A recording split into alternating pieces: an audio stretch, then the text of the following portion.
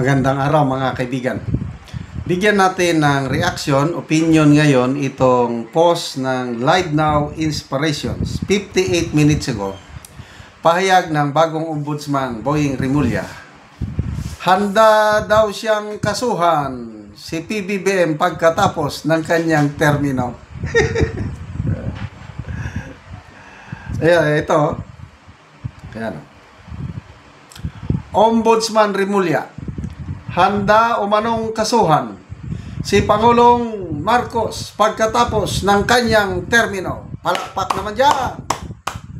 Salute, Ombudsman Boying Rimulya. Ang ganda ng pahayag. Ang tanong, pinapaniwalaan ba siya ng nakakarami sa taong bayan? Yan ang tanong eh. Kasi, excuse me ha, you can say anything you want. Kaya lang, sa age of social media ngayon, battle of public opinion. Pinapaniwalaan ba kayo ng nakakarami? Pangulo, ang dami niyang mga pahayag. Kaya lang, tignan mo, yung people who reacted, tinatawanan ang Pangulo. Tignan naman natin itong ombudsman. People who reacted, dito ako kasi hindi mo madaya ito eh, yung people who reacted. Magkaganyan ka, pipili ka talaga ng like, love, anger, tawa, shock, umiiyak. Ang ganda o dito, 58 minutes after posting, mayroong nag-react 4,700 people who reacted. Ang tumawa, 4,500. What does it mean? Honorable Ombudsman Rimulya, tinatawanan kayo ng 99%. 4,500 tumatawa, 72 galit, 132 lang ang nag-like o naniniwala sa inyo po, Honorable Ombudsman Boying Rimulya. But sana magkatotoo. Kailang, how sure we are. Depende kasi sa reputasyon ngayon ng tao. Kung sa mga previous action mo, example, anak, October of 2022, kauupo pa lang niya, ang anak niya, nahulian ng sobra 1 kilo na Mary Jane, yung special kind. Siya ang Secretary of Justice, biglang na-acquit. So, ano ang perception ng taong bayan doon sa acquittal kagad ng kanyang anak? Well, kanya-kanyang paningin. Mga comments na nababasa ko is questionable. Kaya nga sabi ni BP Sara, bulat-latin nyo na lahat ang tungkol sa akin. Isama mo naman yung kaso ng iyong anak. I-review mo naman. Oh, grabe. Yung patutsada ni BP Sara. Isama mo ang kaso ng iyong anak. Bakit na-acquit ka agad? Oh, tinanong siya ng reporters. Oh, bagong ombudsman. Paano kung mismong anak ninyo, kamag-anak ba o kaibigan ang masangkot sa anomalya? Sabi niya, wala kaming problema sa aming mga anak dahil pinalaki namin sila ng maayos. Pasensya na, medyo may ano. Pinalaki namin sila ng maayos. Wow naman! As if nakalimot na ang taong bayan sa nangyari sa kanyang anak. In fairness, masipag ang ombudsman natin ngayon.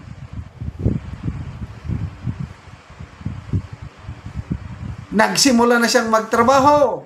Kaya lang, inuuna naman niya ang mga kalaban nila sa Duterte.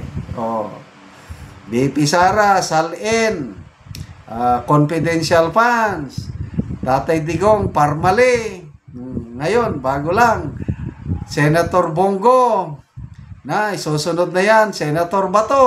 Oh, Kaya sabi ni Senator Bongo, gusto nila kaming pilayan lahat. Gusto nilang i-eliminate kaming lahat.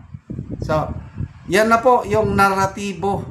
Nag-post si Congressman Pulong Duterte, ipinost niya ang isang report na meron ng United Front,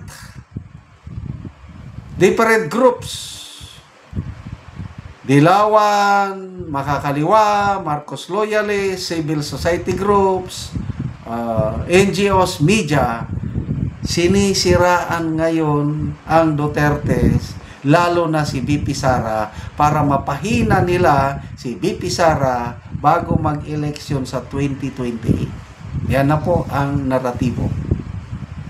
So, it's a battle of public opinion. Kaya tayong mga DDS, huwag tayong patatalo. Organic man tayo, walang nagbabayad sa atin out of our gratitude. Yung nakita natin na matapang, malasakit ng mga Duterte, kaya sumusuporta tayo sa kanila. Huwag po tayong patatala. And rightly so, kasi sa mga surveys, lumalabas talaga sino ang gusto ng taong bayan. Pulse Asia survey, lumabas. Sino ang most trusted, most approved public official, top government official? BP Sara. Ang performance rating ni BP Sara is 55%. Compared kay PBBM, 33%. Bumaba nga ng gusto ang performance o approval rating ni BBM. Dati is 42% siya noong June of this year. Ngayon, 33% na lang. Bumaba. BP Sara is 55. Performance or approval rating. Ang trust rating ni BP Sara is 56%. Kay PBBM is only 34%. Ang layo. Sige. Siraan nyo pa ng siraan ang mga Duterte. No problem. Bantayan natin yung pahayag ng Ombudsman.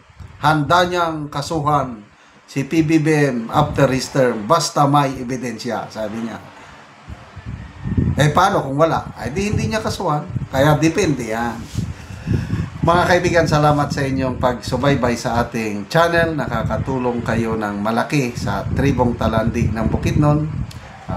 Income sa channel na ito is pantulong po sa tribo. Namimigay tayo ng mga libreng yero at pako para makapagpatayo itong tribo ng mas maayos na tirahan. Panoorin nyo ang video na ito. Una ni ang yero nga ipanghatag sa mga taong kadtong mga daot na ilang balay. Sumuna ni si Angkol ang natagaan.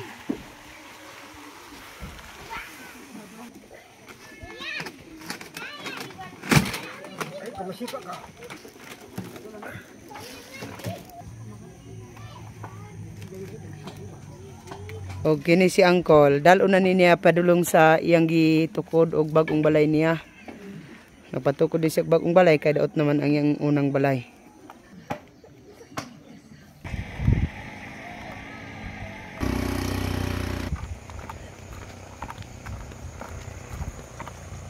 So subida gyud kayo ang agianan padulong sa balay ni Angkol.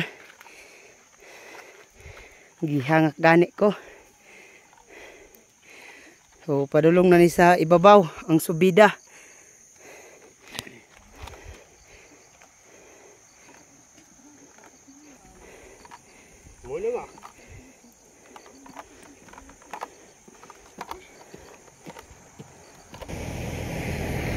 So, bisan pa sa kalayo nga pagbaklay ni Angkol, hapit na gid siya maabot. Bahalag layo. Lahutay gid si Angkol. Karon maabot na gid sa ibalayan ni Angkol.